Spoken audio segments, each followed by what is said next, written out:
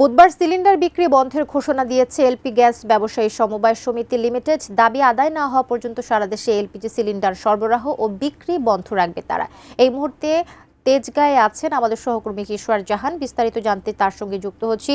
কিশোর, কি জানাবেন? আসলে এটা তো আসলে একটা তীব্র সংকট দেখা দিতে চলেছে, ভোগান্তিতে পড়েছেন গ্রাহকরা, জানাবেন সেখান থেকে। আপনি আসলে জানেন গতকালকেই মূলত সেই ডাকটি দেওয়া হয়েছিল যে এলপিজি গ্যাস বন্ধের যে ঘোষণা, সেটি কিন্তু আসলে গতকালকে এলপিজি গ্যাস ডিস্ট্রিবিউটর সমিতি যারা আছে তারা একটি সংবাদ সম্মেলন করে কিন্তু বিকেলের পরে সারা দেশে এলপিজি গ্যাস সরবরাহ বন্ধের ঘোষণা দেন। এবং তারই পরিপ্রেক্ষিতে আসলে আমরা আজকে সকাল থেকে যেটা দেখতে পেয়েছি, যেখান থেকে আসলে পাইকারি ভাবে নিয়ে যান যারা বিক্রি করেন খুচরা, তারা যেমন এসেছেন, একই সঙ্গে ক্রেতা যারা আছেন যারা খুচরা কেনেন তারাও কিন্তু আসলে নানা দোকানে দোকানে ঘুরছেন। এই মুহূর্তে আমি তেজগাঁয়ে আছি, এখানেও দেখতে পাচ্ছেন একটি ট্রাক দাঁড়িয়ে আছে এবং এগুলো আসলে রিফিল করার জন্যই এনে রাখা হয়েছে। যেহেতু ডিস্ট্রিবিউশন বন্ধ, বিতরণ বন্ধ, সে কারণে আসলে ট্রাকটি এখানেই রেখে আসলে ওনারা আশেপাশে আছেন।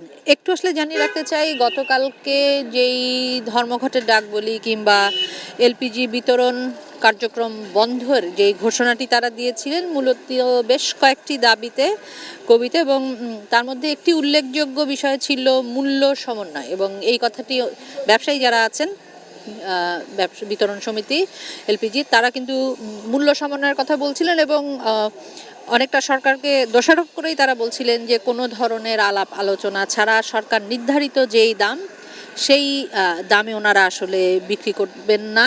তাদের সাথে আলাপ আলোচনা করে আসলে সেই দাম নির্ধারণ করতে হবে। এবং ভুক্তভোগী যারা আছে, আমি সকালবেলা আসলে বেশ কয়েকজনকে পেয়েছি, 1350 করে যে এলপিজি গ্যাস তারা কেনেন।